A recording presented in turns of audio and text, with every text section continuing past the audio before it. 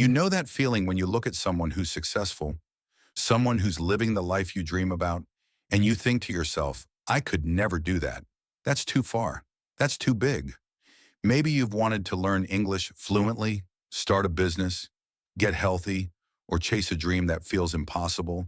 And every time you think about it, you feel stuck because the gap between where you are and where you want to be seems like an ocean you'll never cross. But what if I told you that the most powerful journeys don't start with giant leaps? What if I told you they start with steps so small, you might even feel embarrassed to take them? Today, I want to share a story with you, a story about a woman named Sarah who discovered something that changed everything. And I believe her story might just change something in you too.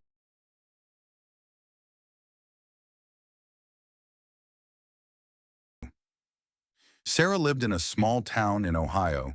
She was 32 years old, working at a local grocery store, and every single day felt the same. She wasn't unhappy, but she wasn't truly happy either. She had dreams once, big dreams. She wanted to become a writer. She imagined herself publishing books, inspiring people, maybe even traveling the world to speak about her stories. But somewhere along the way, life got heavy. Bills piled up, responsibilities grew, and those dreams, they got pushed to the back of her mind, collecting dust like old photographs in a drawer. One evening, Sarah was scrolling through social media when she saw a post from an old college friend. Her friend had just published her third novel. The comments were full of praise and congratulations. Sarah felt a sharp pain in her chest. It wasn't jealousy exactly. It was regret. She thought to herself, I wanted that. I could have had that, but I wasted too much time. It's too late now. That night, Sarah couldn't sleep. She kept thinking about all the years she let slip away.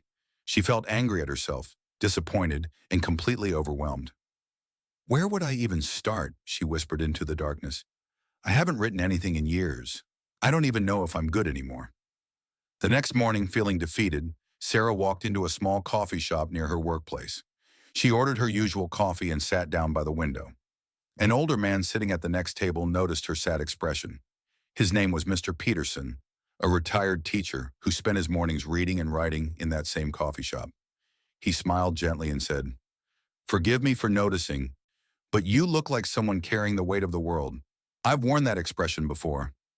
Sarah looked up, surprised. She didn't usually talk to strangers, but something about his kind eyes made her feel safe. She sighed and said, I just feel like I've wasted so much time. I had dreams once, but now they feel impossible to reach. Mr. Peterson nodded slowly, as if he understood perfectly. He asked, What was your dream? Sarah hesitated, then said quietly, I wanted to be a writer. Mr. Peterson's eyes lit up. Ah, a noble dream, he said. And what's stopping you now? Sarah let out a bitter laugh. Everything. I don't have time. I don't have talent anymore. I wouldn't even know where to begin. It's like standing at the bottom of a mountain and being told to climb it with no tools, no map, no energy. Mr. Peterson leaned back in his chair and said something Sarah would never forget. He said, You know what the problem is? You're looking at the top of the mountain. You're standing at the bottom, staring up at the peak, and it's so far away that it paralyzes you. But here's the secret nobody tells you. You don't climb a mountain by staring at the top. You climb it by taking one step, just one, and then another, and another. The mountain doesn't care how small your steps are. It only cares that you're moving. Sarah blinked. It sounded too simple. But one step won't get me anywhere, she said. Mr. Peterson smiled. That's where you're wrong. One step will get you one step closer. And that's infinitely better than standing still. He pulled out a small notebook from his bag and tore out a blank page. He handed it to Sarah along with a pen.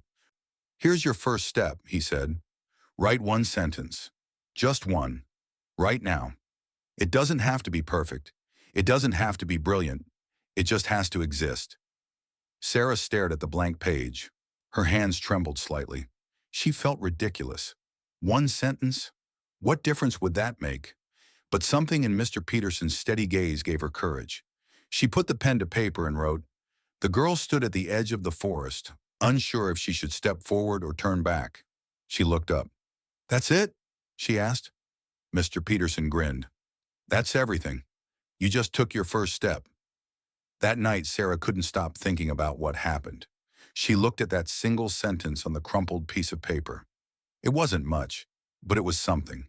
And for the first time in years, she felt a tiny flicker of hope. The next morning, she woke up 30 minutes earlier than usual. She made herself coffee, sat at her kitchen table, and wrote 2 more sentences. The morning after that, she wrote a paragraph. It wasn't easy. Some days she could only manage one line. Some days the words felt clumsy and wrong. But she kept showing up.